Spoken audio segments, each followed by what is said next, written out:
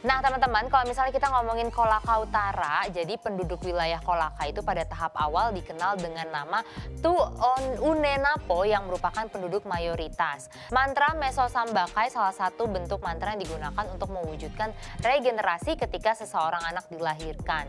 Mantra Meso Sambakai merupakan bentuk mantra yang mengharapkan seorang anak tumbuh sehat, terus juga jauh dari mara bahaya, dan kelak menjadi pengganti atau pelanjut keturunan yang berbudi pekerti luhur dan bertanggung jawab dalam keluarganya. Sebenarnya bisa kita bilang air terjun Bidadari ini adalah salah satu destinasi wisata baru yang ada di sana. Air terjun ini juga menyimpan sejuta keindahan yang akan membuat kalian tuh terpana gitu ketika nyampe di sana. Nah, ada apa aja sih kulinerannya? Yuk langsung aja nih. Yang pertama ada ikan dole. Ini adalah salah satu ikan yang bukan menjadi salah satu jenis ikan laut, melainkan memang nama makanan tradisional yang juga merupakan kuliner khas Sulawesi Tenggara.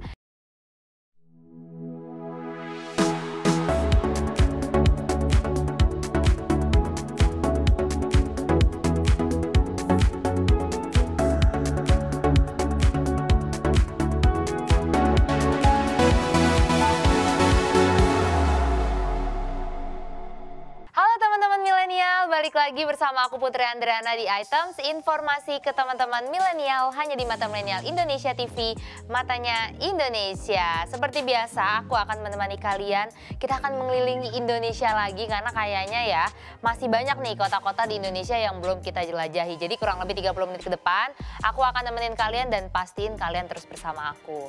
Nah episode hari ini kita akan membahas salah satu daerah yang ada di Sulawesi Tenggara. Jadi kalau kalian pernah dengar daerah Kolaka Utara, nah itu yang akan kita bahas. Dan di sini kita akan mengenal lebih dalam lagi tentang Kabupaten Kolaka Utara, Provinsi Sulawesi Tenggara. Nah teman-teman, kalau misalnya kita ngomongin Kolaka Utara, jadi penduduk wilayah Kolaka itu pada tahap awal dikenal dengan nama Unenapo yang merupakan penduduk mayoritas. Selain suku dengan populasi yang relatif kecil seperti Tolaiwo dan Toaere yang hidup secara berkelompok berdasarkan etnisnya di wilayah Kecamatan Pakue, Lasusua, Mowewe, Uluiwoi, Ladongi, dan juga Lambandia.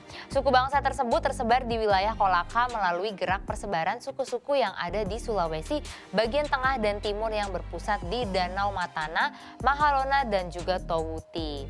Setelah beberapa lama bermukim di wilayah tersebut, mereka berpencar ke wilayah Luwu, Mekonga, Konawe, Poso, dan juga Bungku.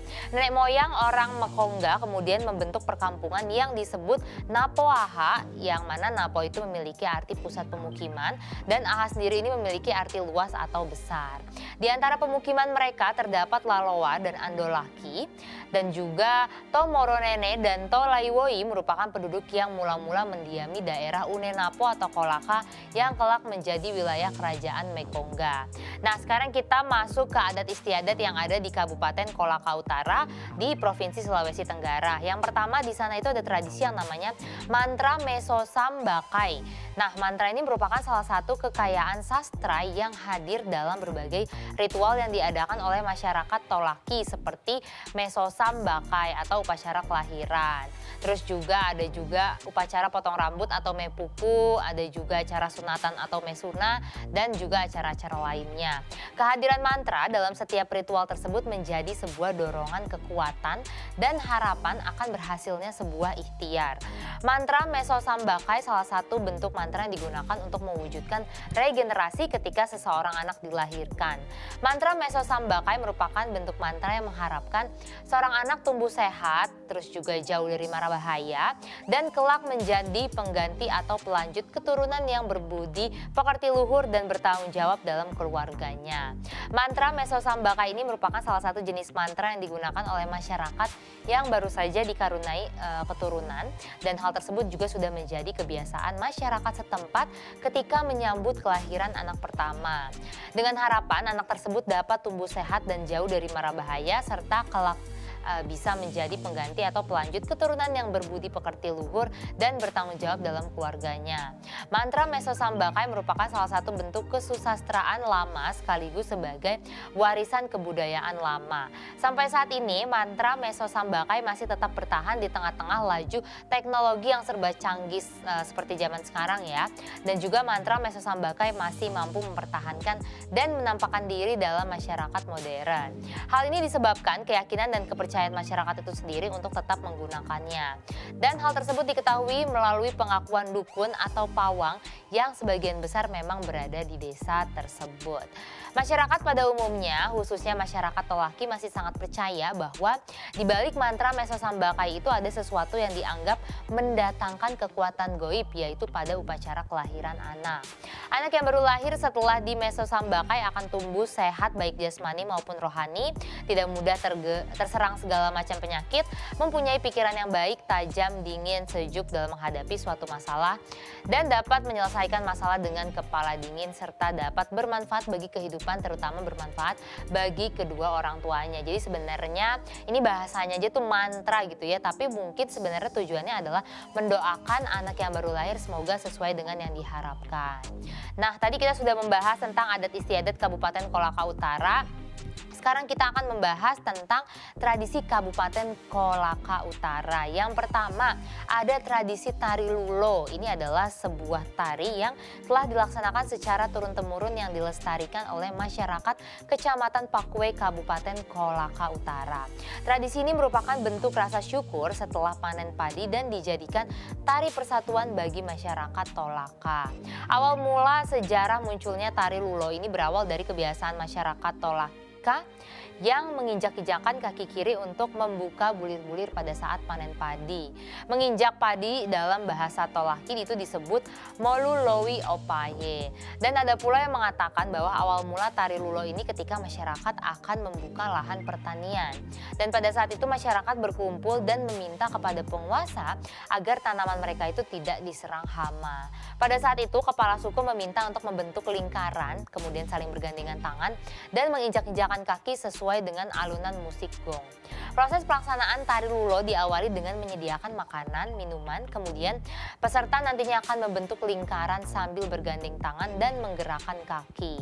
Tari lulo dapat dilaksanakan oleh 5 orang penari maupun lebih juga bisa, dan keberadaan tari lulo ini dalam setiap kegiatan masyarakat menjadi pemersatu bagi masyarakat Tolaki sebagai bentuk penyambutan kepada para tamu dan dapat dilihat dengan adanya keselarasan praktek pelaksanaan tari lulo dengan nilai-nilai ajaran Islam. Jadi lagi-lagi mungkin selain tradisi, ini sebagai salah satu adat yang menjadi hiburan, jadi sebagai penyambutan juga kalau misalnya ada acara-acara tertentu.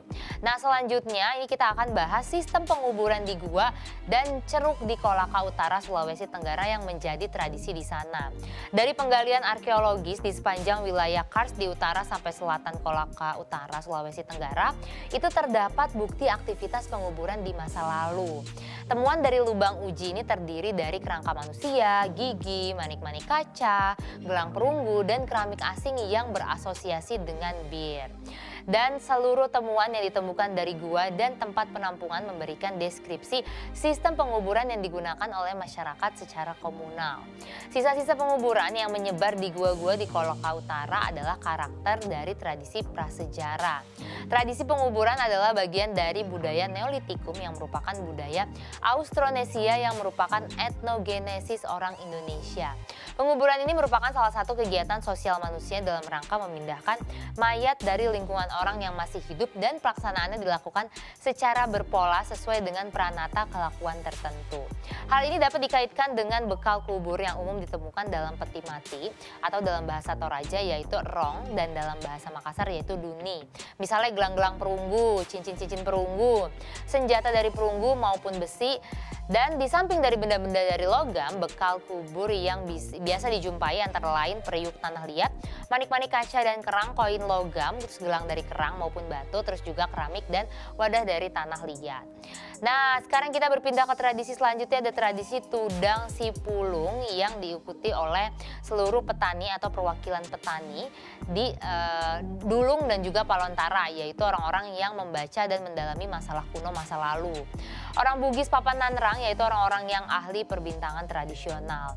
Musyawarah dilakukan dengan maksud agar timbul kesepakatan bersama dalam mengolah, memelihara, dan memetik hasil pertanian. Nah, dalam tradisi ini, masyarakat yang dituakan dan banyak tahu masalah pertanian, terus juga pemerintah, penyuluh, dan stakeholder lainnya itu nantinya akan duduk bersama guna menetapkan jadwal tanam yang tepat, terus juga menentukan jenis varietas yang akan digunakan, waktu tanam dan dosis pemupukan yang tepat, itu nanti akan melalui proses kesepakatan bersama. Tudang Sipulung juga dilakukan untuk merumuskan paket rekomendasi teknologi komoditas padi setiap musim tanam. Proses musyawarah untuk mencapai mufakat berlangsung secara demokratis, di mana pimpinan Tudang Sipulung berkewajiban meminta pendapat kepada peserta Tudang Sipulung. Peserta yang dimintai pendapat berkewajiban mengemukakan pendapatnya walaupun pendapat yang diberikannya sama dengan peserta lain atau telah dikemukakan terlebih dahulu oleh peserta sebelumnya. Jadi ini menanamkan nilai demokrasi gitu ya. Nah, apabila seorang peserta tidak setuju atas suatu hal, maka ia harus mengungkapkan secara langsung dalam musyawarah tersebut apa yang menjadi alasannya sehingga ia tidak setuju. Keputusan yang diambil dalam Tudang Sipulung harus berdasarkan prinsip mengalir bersama, yang artinya bahwa keputusan yang akan dicapai dalam musyawarah merupakan keputusan atas kehendak bersama dan untuk kepentingan bersama yang diibaratkan bagaikan air yang mengalir bersama-sama. Antara kehendak penguasa atau pemerintah dan juga kehendak rakyat harus berjalan beriringan dalam menentukan titik temu berdasarkan kepentingan bersama. Tudang Sipulung pada ritus tradisional menyebabkan kearifan lokal semakin fleksibel, mengakomodasi perubahan cara pandang dan juga kebutuhan komunitas. Selain itu, Tudang Sipulung juga bermanfaat meningkatkan partisipasi petani pada program pembangunan di tingkat lokal. Tradisi Tudang Sipulung bisa menjadi saluran atau media komunikasi bagi setiap warga atau masyarakat desa yang ingin membicarakan kondisi wilayah atau usaha yang dijalankan di daerah tersebut. Dari tradisi ini pula muncul informasi yang perlu disikapi sesuai dengan kondisi mereka yang berada di wilayah tersebut, terutama jaringan sosial lama yang masih diberlakukan dan bisa dimanfaatkan agar dipadukan dengan manajemen modern yang dikuatkan oleh birokrasi. Jadi ini dari sini kita bisa simpulin ya teman-teman, ternyata tradisi yang berjalan di Kolaka Utara itu tidak hanya melibatkan masyarakat setempat, tapi juga melibatkan pemerintah, terus tokoh-tokoh yang berkaitan, misalnya kayak tadi upacara yang berkaitan dengan pertanian itu melibatkan masyarakat yang dianggap sudah tua gitu ya, maksudnya masyarakat tua yang dianggap paham gitu dalam bidang pertanian. Jadi melibatkan banyak pihak dan aku setuju banget ini menjadi salah satu media komunikasi untuk tetap menjaga tali silaturahmi. Dan semoga meskipun nanti zaman sudah berubah, teknologi semakin maju, aku sih berharap semoga tradisi, adat dan tradisi tadi di Kolaka Utara masih tetap berjalan dan kita ambil nilai-nilai positifnya. Itu teman-teman tradisi dan adat yang ada di Kolaka Utara. Seperti biasa nanti aku akan bahas bahasan lainnya. Kayaknya tadi tuh masih dikit lah informasi yang aku sampaikan tentang Kolaka Utara. Jadi kalau misalnya teman-teman kepo, jangan kemana-mana, tetap di Items, informasi ke teman-teman milenial.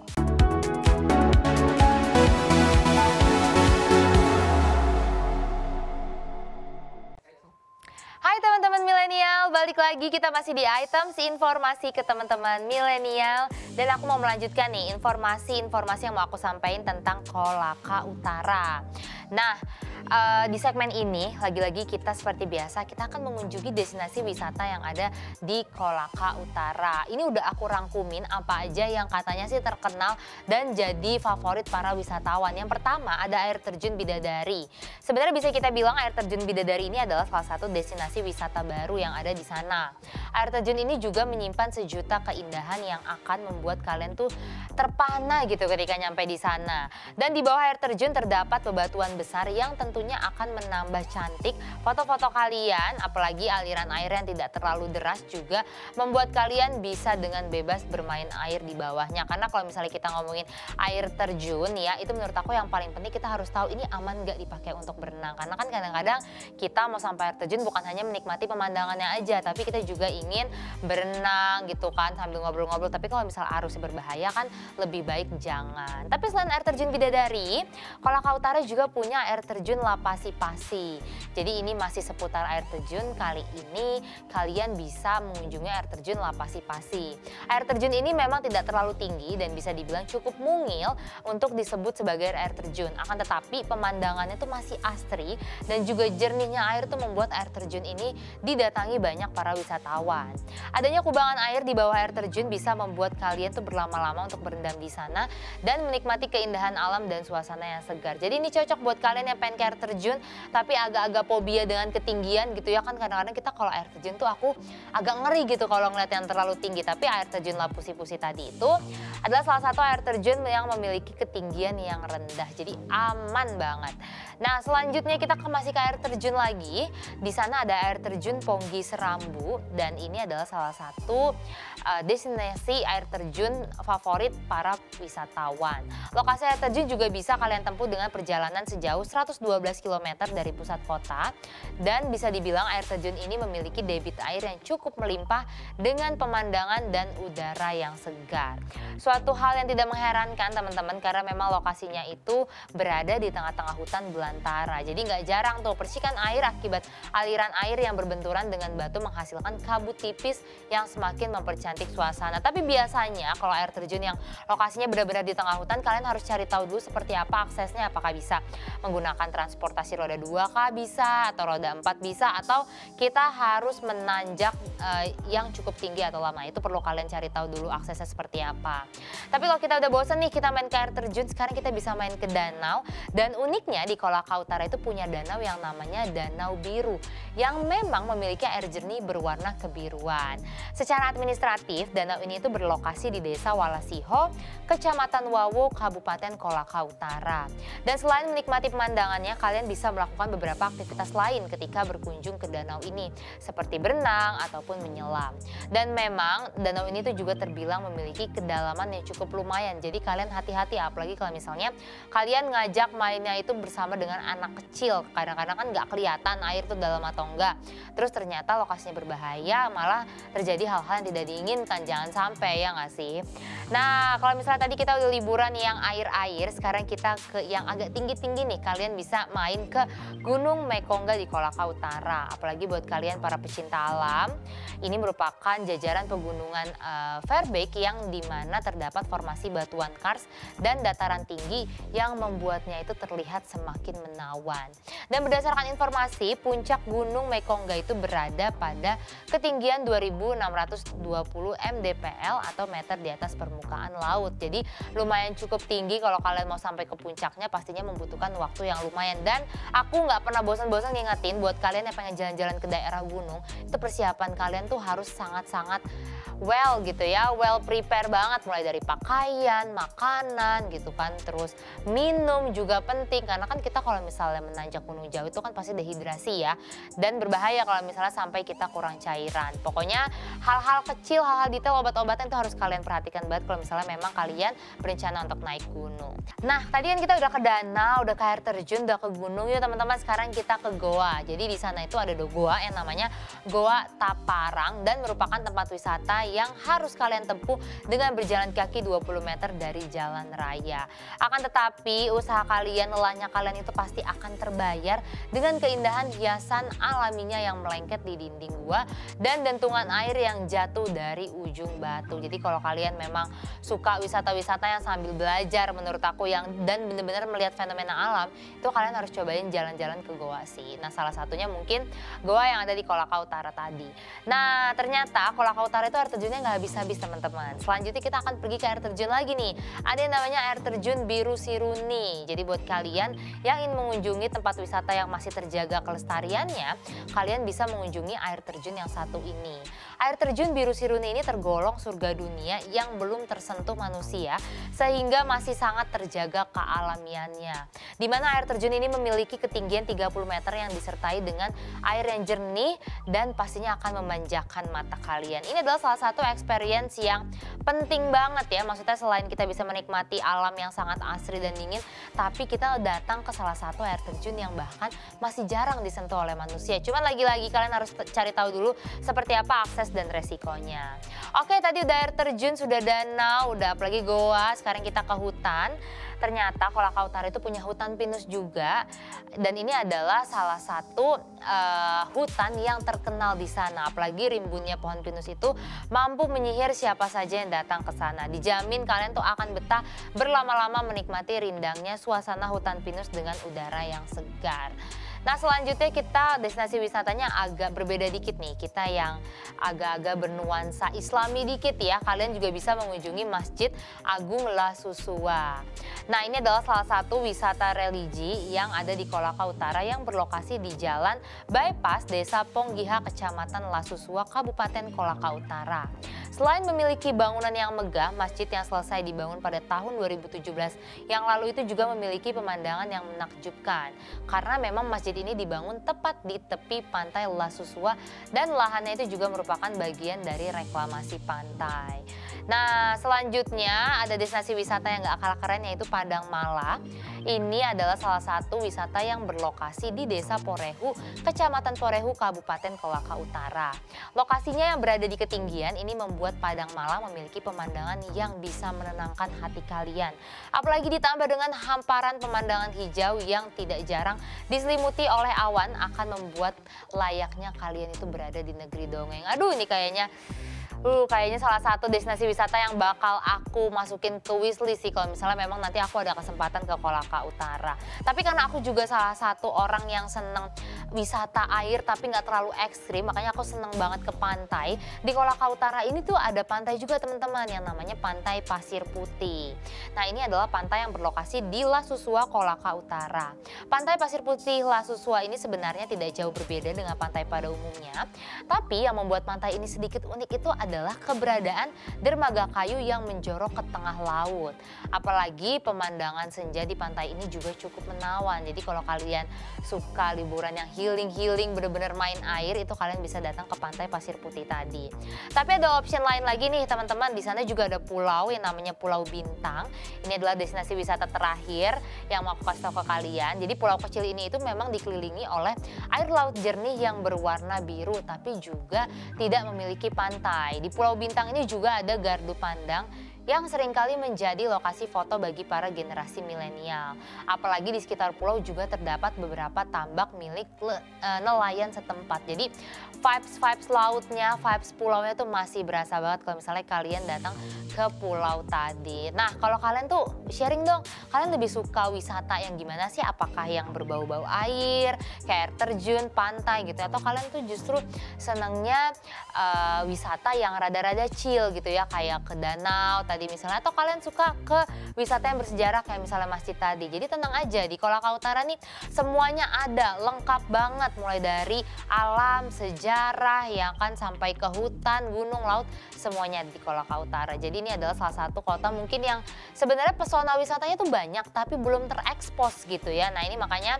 aku kasih tahu ke kalian, ini adalah salah satu kota yang wajib kalian kunjungi. Tapi ternyata selain destinasi wisatanya, Kolaka Utara juga lagi-lagi memiliki kuliner yang sangat menggairahkan perut gitu ya, bikin perut agak keroncong-keroncong dikit nih. Makanya aku karena udah agak lapar dikit, aku mau break dulu, tapi nanti aku akan balik lagi dan aku akan share apa aja sih kuliner di Kolaka Utara. Jadi buat teman-teman jangan kemana-mana, tetap di Items, informasi ke teman-teman milenial.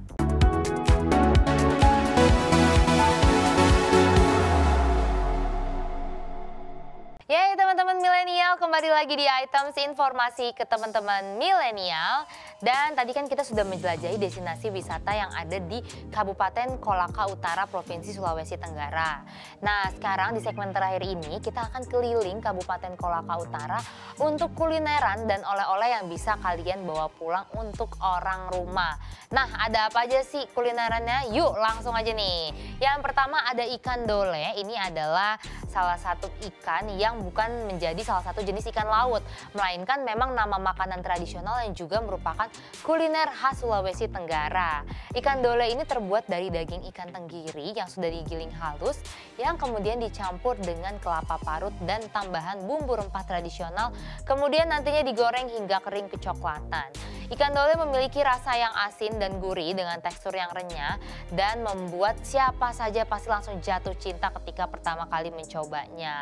Karena memang biasanya tuh kalau di kabupaten atau kota yang banyak lautnya gitu ya, yang sekitarnya itu kebanyakan adalah perairan, pasti tuh ikannya atau makanan berbau seafoodnya tuh pasti enak banget. Makanya aku yakin nih ikan dole di Kolaka Utara tuh juga pasti enak banget teman-teman. Tapi selain ikan dole ada kuliner lainnya yaitu tombole. Jadi sebenarnya pada dasarnya tombole ini bukanlah makanan dari Kolaka, melainkan dari kabupaten tetangga yaitu Wakatobi. Namun tombole ini juga terkenal di kabupaten ini sehingga para wisatawan dari luar daerah sering menganggap bahwa tombole merupakan olahan tradisional dari Kolaka.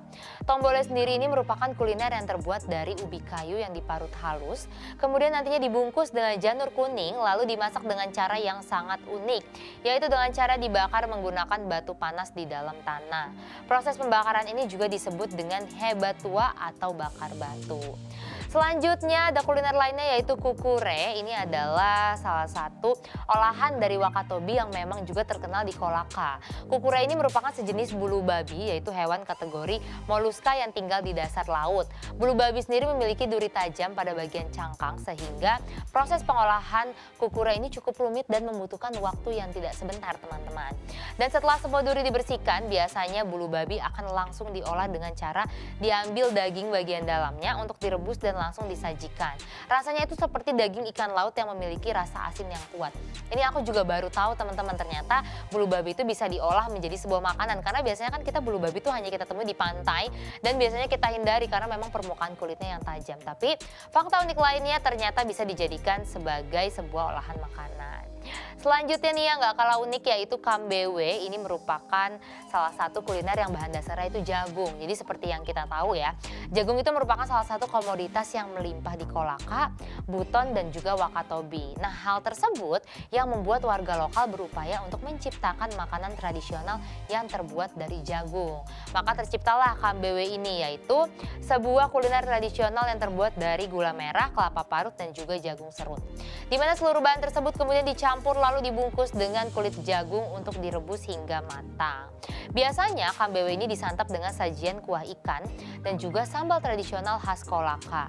Perpaduan rasa manis, gurih dan kuah ikan segar menjadikan kambewe sebagai sajian yang nikmat banget untuk disantap. Apalagi kalau misalnya kita langsung menikmatinya itu di Kolaka Utara. Sambil menikmati pemandangan yang indah gitu kan. Aduh aku ngebayanginnya kayak pengen cepet-cepet buru-buru liburan banget nih teman-teman. Tapi ternyata nih masih ada kuliner lainnya lagi yaitu kasowami. Ini adalah salah satu makanan yang berbahan dasar singkong atau ubi kayu. Apalagi ya singkong atau ubi kayu ini pernah menjadi makanan pokok masyarakat Kolaka dan beberapa daerah lainnya di Sulawesi Tenggara.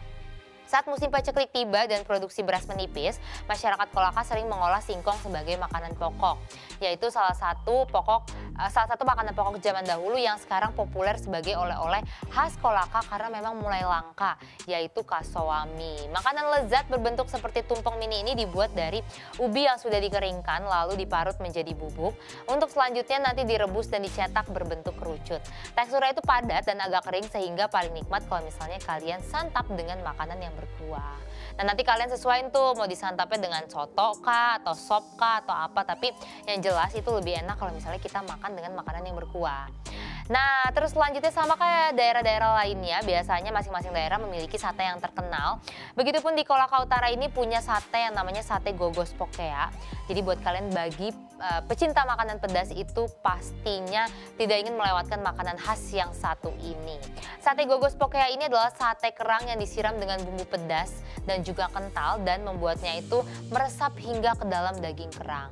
Namun jika kalian tidak terlalu suka rasa pedas, itu masih ada pilihan lainnya berupa bumbu bacem yang manis. Kemudian juga para wisatawan bisa menemukan penjual sate gogos pokea di tempat wisata pantai, tepatnya di pesisir barat Kabupaten Kolaka yang memang memiliki garis pantai yang panjang. Selanjutnya lagi ada kuliner lapa-lapa. Ini merupakan kudapan tradisional yang biasanya hanya ditemukan di bulan suci Ramadan saja. Lapa-lapa terbuat dari beras ketan yang dicampur dengan santan kelapa dan garam yang membuatnya itu menjadi lebih gurih. Lapa-lapa juga mirip lemang karena proses memasaknya itu dikukus dan dibungkus dengan janur kelapa. Masyarakat setempat biasa menyantap lapa-lapa dengan ikan kaholenarore yang merupakan salah satu jenis ikan yang populer di Provinsi Sulawesi Tenggara. Dan kalau misalnya kalian tuh kebetulan sedang berwisata ke Kolaka saat bulan Ramadan, kalian coba deh berburu lapa-lapa menjelang berbuka puasa dan menikmatinya dengan seporsi ikan kaholenarore. Dan yang kayak aku bilang tadi, menu ini adalah biasanya tersedia hanya di bulan suci Ramadan aja. Nah, terus Terus selanjutnya ini sebenarnya salah satu kuliner yang terkenal, tapi mungkin kalian nggak tahu ya ternyata asal usulnya itu adalah dari Kolaka Utara. Siapa sih yang nggak pernah makan onde-onde? Ya nggak sih, camilan tradisional yang biasa kita temukan di beberapa daerah di Indonesia, kayak di pasar juga banyak atau biasa di acara-acara formal. Namun di Kolaka, onde-onde ini justru sering dipilih sebagai oleh-oleh. Apalagi tepung ketan yang diberi pewarna hijau ini nantinya diolah menjadi bentuk seperti bola dengan isian gula merah di bagian dalamnya. Aduh, aku jadi lapar yang inget onde-onde. Tuh biasanya onde-onde macam-macam tuh, ada yang isinya kecil, kadang-kadang ada yang kering banget, ada juga yang besar dan isinya juga macam-macam, kadang kacang hijau, kadang ketan hitam dan berbagai macam lainnya. Terus selanjutnya ini yang satu ini bisa banget kalian jadiin oleh-oleh, yaitu coklat mete. Jadi memang kalau kita ngomongin Kolaka Utara, kakao itu adalah salah satu tanaman yang potensial banget untuk dikembangkan dan melimpah di Kolaka. Salah satu olahan kakao yang juga menjadi oleh-oleh pilihan wisatawan yaitu coklat mete. Coklat manis yang membalut butiran kacang mete pasti disukai oleh sanak saudara di rumah. Dan sejak diperkenalkan ke publik, itu tidak butuh waktu lama bagi coklat mete untuk menarik perhatian para wisatawan. Dan pada dasarnya coklat mete ini sebenarnya berasal dari Kendari. Dan lambat laun popularitasnya itu menyebar ke kabupaten di sekitarnya termasuk Kabupaten Kolaka. Dan saat ini para wisatawan pun bisa mendapatkan coklat mete ketika sedang berlibur di Kolaka. Selanjutnya masih berbau kacang mete, tadi coklat kacang mete, sekarang kita ke bagea kacang mete. Jadi ini adalah salah satu cemilan tradisional yang bisa kalian temukan di hampir seluruh penjuru Pulau Sulawesi. Bagea kacang mete bahkan sudah menjadi cemilan favorit para penduduk yang berada di pelosok daerah, mulai dari ujung selatan Wakatobi hingga ujung utara di Sangihe. Bagea kacang mete juga memiliki rasa manis yang pas dengan tekstur yang renyah dan langsung meleleh di mulut. Nah, kue kering yang satu ini juga memiliki topping kacang mete yang sudah dipecah dan membuatnya itu semakin kaya rasa, teman-teman. Dan bagea kacang mete ini paling nikmat kalau misalnya disantap sebagai teman santai di sore hari, terutama ketika ditemani dengan secangkir kopi atau teh hangat. Nih aku setuju banget, apalagi kita kan lagi zamannya work from home gitu ya, atau kuliah from home atau apalah from home.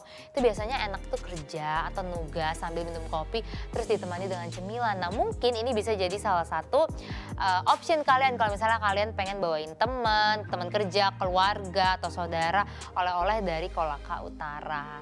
Jadi memang kalau ngomongin Kolaka Utara, dari sini yang bisa aku simpulkan ya, mereka tuh mulai dari kuliner terus ke destinasi wisata sampai ke tradisi itu sangat mengunggulkan potensi mereka. Jadi kayak misalnya mereka tuh daerah yang berada di banyak perairan, jadi kuliner-kulinernya itu pasti berbau dengan seafood. Terus juga tadi kayak kakao ya kan, terus jagung menjadi salah satu komoditas utama. Terus mereka juga menjadikan sebuah kuliner yang terkenal di sana. Jadi para wisatawan tuh kalau misalnya datang ke Kolaka Utara langsung tahu nih mana aja sih yang diincar kuliner utama dan juga destinasi wisatanya.